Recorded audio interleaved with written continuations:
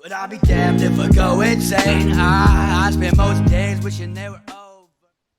Welcome to East Coast DNA. I'm your host, Darcy Walsh, back with another Zoom interview.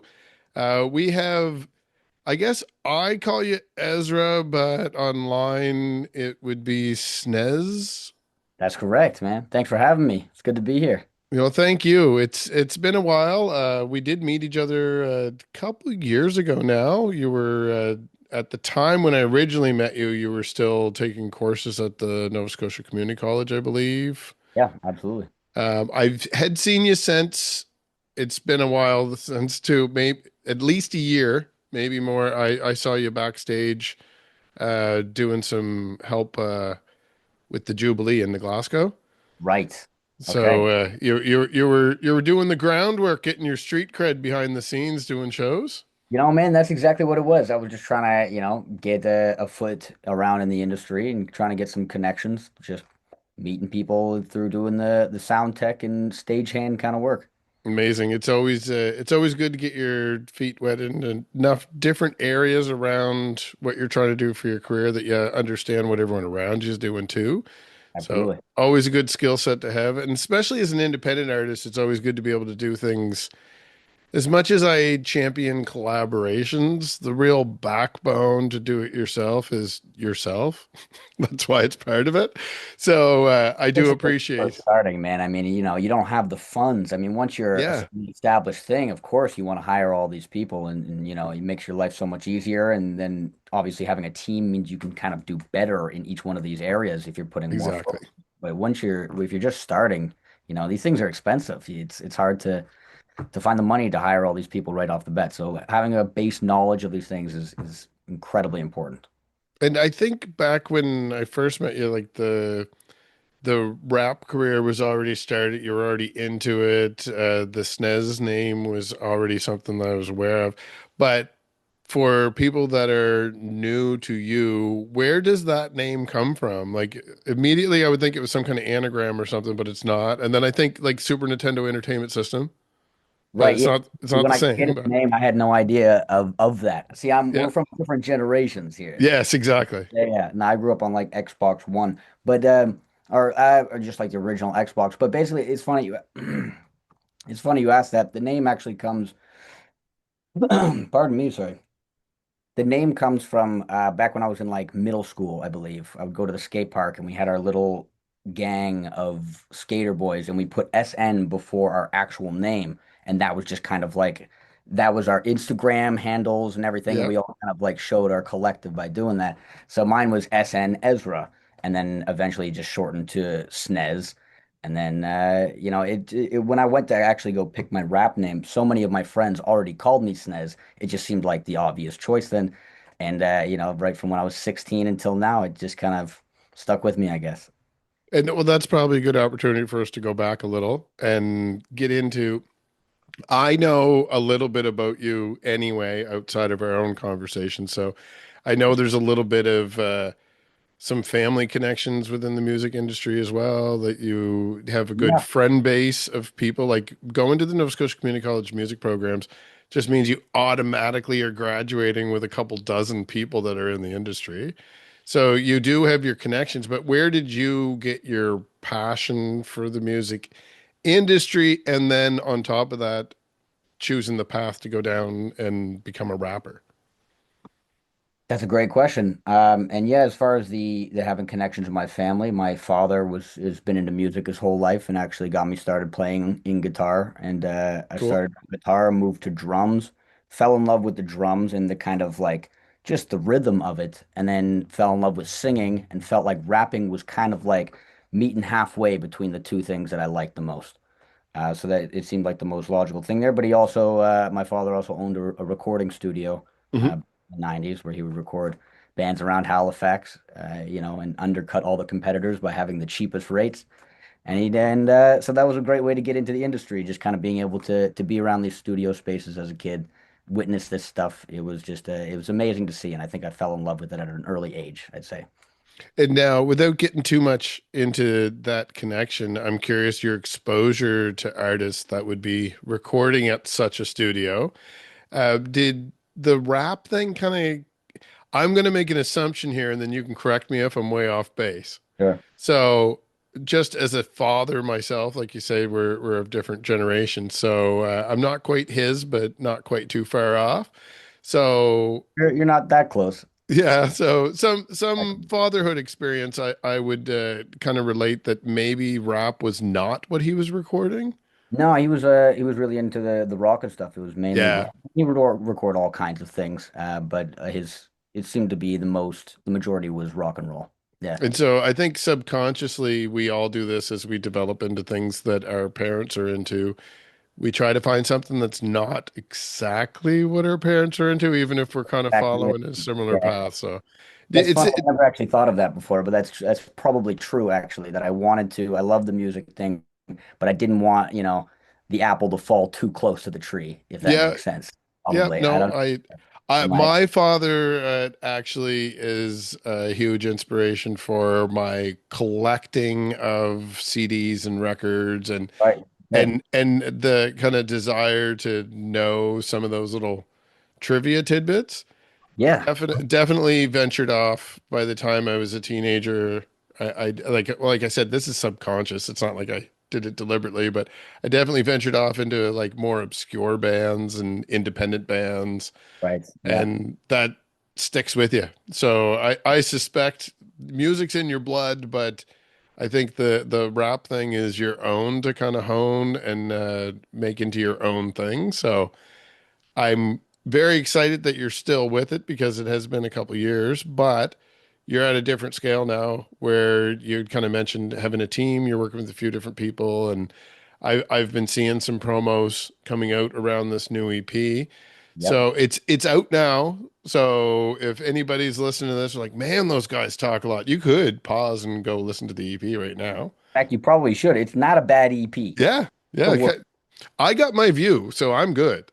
All right. But if you'd like to know a little bit more about it, maybe you could tell our fans about your EP.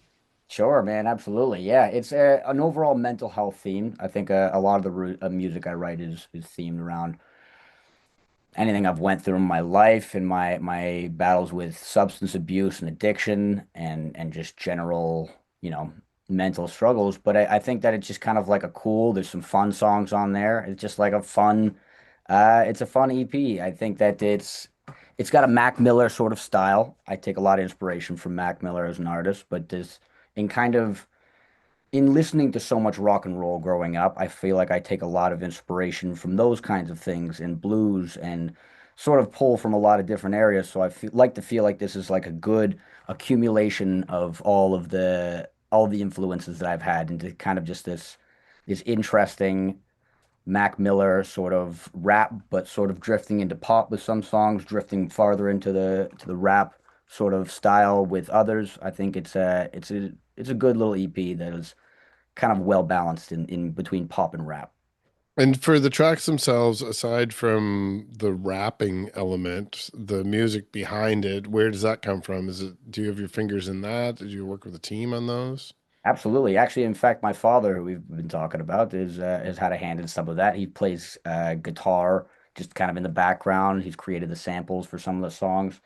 Some of the songs I've worked with producers that I know for, producers online. It's just sort of just like a mix. It's no one source that I get the music from. But often I do have a hand in the production of these things, and they've all been mixed and mastered in conjunction with my father as well. It was a We kind of tag team the mixing and the mastering of this. So it's been cool to work with him on this, and finally actually kind of making a project with him was kind of like a cool thing, and I think I'll Yeah, enjoy looking back on that, later in life as this project I made with my dad. So it was really absolutely. And so now that was out almost exactly a month ago. We're probably just a little over a month by the time yeah, people are watching this. So you have been performing live off of this as well, and we did just briefly have a little chat before we got on the air here. There was a notable performance that you just did. I was asking a little bit of details and realized we could probably chat about that right here on the show.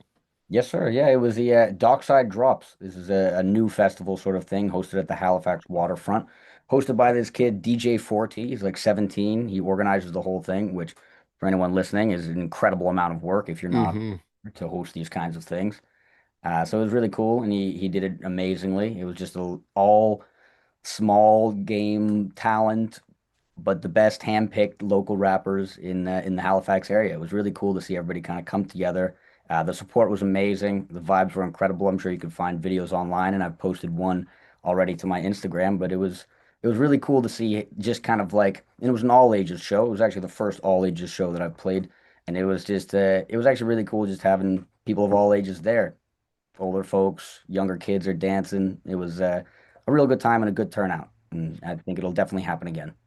I have noticed in the years that I've been doing these interviews, there's a few times where I've dipped into covering independent rappers, and usually once a few people see that I've interviewed one or two, I have like five or six that reach out. Right. So I suspect, based on history, that I'm going to hear from a few new up and comers in the near future. We recently had artist from outside of our region, but he's also back and forth to Halifax, an artist named Rags. Okay. So definitely there's a few people out there doing a similar thing, but these festivals, I do see a lot of them showing up, that there's a lot of groups of rappers that are collaborating. So there is a healthy scene out there with a lot of people not just putting out their own music, but helping each other out and supporting their fellow rappers that are out there on the scene. So it's always nice to see that collaborative aspect. And hopefully that series continues on. It sounds like a real cool thing. I really like when, as you mentioned, all the effort that it takes to put on a show like that.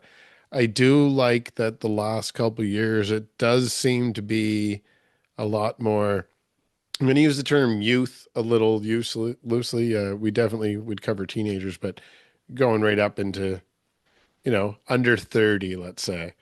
So there's a lot of people that have a vested interest in putting shows on, and it does seem like there's a lot more new festivals popping up. So it's a real good sign that we have a healthy industry, as long as people keep going out to support those shows too. So we want to make sure we get people out. And kind of on that point, you had also mentioned too that there's a few new shows that you've booked. So if we could get a few bums and seats for you there, those shows are a little further out, but what dates do you have for us? Well, I mean, we got one actually next week. So that'll be August 28th at the Toothy Moose. We got Strictly Spittin' Volume 3. Bunch of great artists on there. Kid Coffin, Hodder. We got the headliner, Coy Estates, this amazing Nova Scotian R&B artist doing incredible stuff. I don't know if you're familiar with her, but she does amazing, amazing work. I And haven't seen her. Kid Coffin, I'm aware of through Hodder. Hodder's been on the right. show. Okay, really. So, I mean, there's three names I know right off the bat. There you go. Okay, perfect. It's gonna be a great time, man. And the tickets are really well priced. I think there's an early bird discount on. You can get the tickets for like $7. If you use Amazing. code SNEZ, SNEZ, you get 20% off as well on top of that, which is nice. So yeah, it's a good time to grab some tickets. August 28th starts at 10 p.m. Toothy Moose. And you can't beat the discount code. We don't always have that option here. Turn off. So, Come on, yeah, it's not too bad.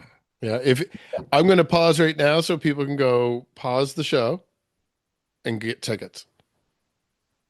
And now they're back. All right. So anyway, Wick. All right, we're back in there. yeah, and you did say that you have a few other shows that are a little further out if people happen to miss that date. Yeah, absolutely. We got a couple in October at the 9th at Gus's Pub and 11th at East Coast Commune in Truro for the Nocturnal Festival, another small rap festival. Yeah, it's amazing. And I did start the new year covering a lot of stuff that was happening in the Truro area. Once the summer come, I was hitting festivals every single weekend. It's starting to get close to the end of that. I do have another big one coming up that is just after your performance, so Labor Day weekend. There will be quite a few of us that follow this show and have helped with the show out in Miragamish at Giant Stock. So Oh, nice. Okay. definitely recommend if you're not following this fellow around, pop out and see us. And even No, if you are, go see him and then come see us. We'll be down there for 3 days. true. So there will be a lot of information coming up in the next few days for anyone that's watching this within the 24 hours of the release time. There'll be a lot of information coming from East Coast DNA on that one. And for yourself, where should people follow you to keep up to date with new tour dates and if there happens to be any new singles or anything else of note that you want to push out to people? Instagram and Facebook are the best if you want to keep up with tour dates and things like that. If you just want to listen to the music, man, follow me on Spotify. That's the best way to keep up with these things for sure. Now, I do have another question for you that is kind of digging a little bit behind the curtain. As Sure. a Fire media away. person myself, Okay. I do tend to look at what other people are putting out there. And despite the fact that I'm sharing a lot of other people's content, I have been getting deeper and deeper into creating some of that content. So I like to know who's sitting beside me in the pits and who else is out there doing photos, video, etc. So Okay. I do know that you've had at least one photo shoot, and I've seen some of your content out there with videos and stuff. So do you have a team that you're working with at this point? Is there anyone to give shout out to? I definitely want to give a shout out to Paul Atwood. Great, great dude. Incredible photos every time. Someone like he's just the best to work with. Can say nothing but good things about that guy. Yeah, Paul Atwood does all the photos. I haven't done that many photo shoots in my life. I think I've done like two, and Yeah, he's done both of them. So, as far as the team goes, sort of just hiring people. So the Never Enough video, I released a song about a year ago called Never Enough, where in the video I paint myself blue and parade around the town of New Minas. So that was cool. Go check that out if you haven't seen that. He shot that. Josh Cummins, he's a great guy that I met in high school. And he shot a lot of the social content as well. Most of it is done by myself. I just set up a tripod yep. myself. And I like what you said earlier, actually, about how it's good to kind of have a hand in all these different little things, because I feel very much like that. That's a good thing to have a hand on in the video world is editing videos and being able to shoot something, you know. So Yeah. a lot of this is myself. Some of it is him. If they look really good, it's probably him. But if most of the content is myself, yeah. Yeah, I know exactly what you mean when, especially on the video end, is that until you've done it, like, I mean, you know, but until you've done it, you don't really know how No, much effort is there. And once you see the effort and technique, then you're like, oh, there's an easier way of doing this, or of course, yeah. You it, always kind of get better with practice. These things get yeah, more impressive. absolutely. It just makes it easier to collaborate with people in the future when you can speak the same language. For sure, absolutely. So, do you have any ambitions to, like, I know there will be new live dates and an EP just came out. So, is there any ambitions to do more music videos?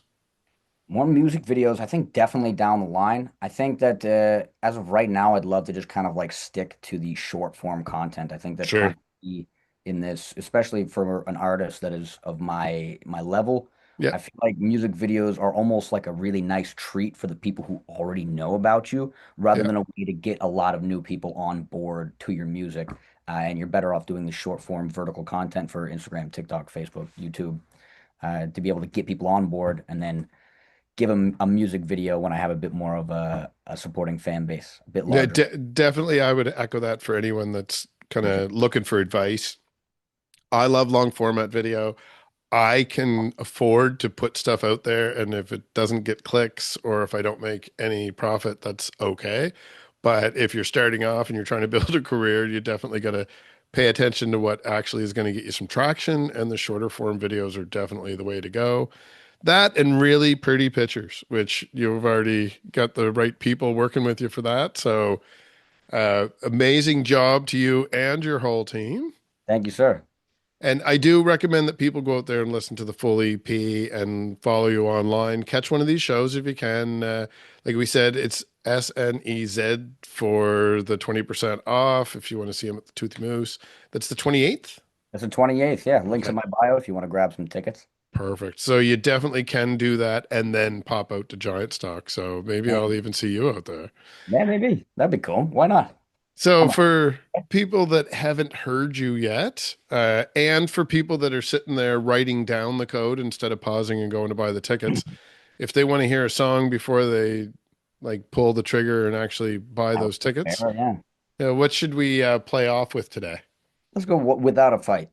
The Amazing. is called Without a Fight, and the focus track is Without a Fight, and I think that is that's the strongest. It's been my personal favorite, and it's the one that I've had the most positive most positive feedback about. So I think that'd be the one.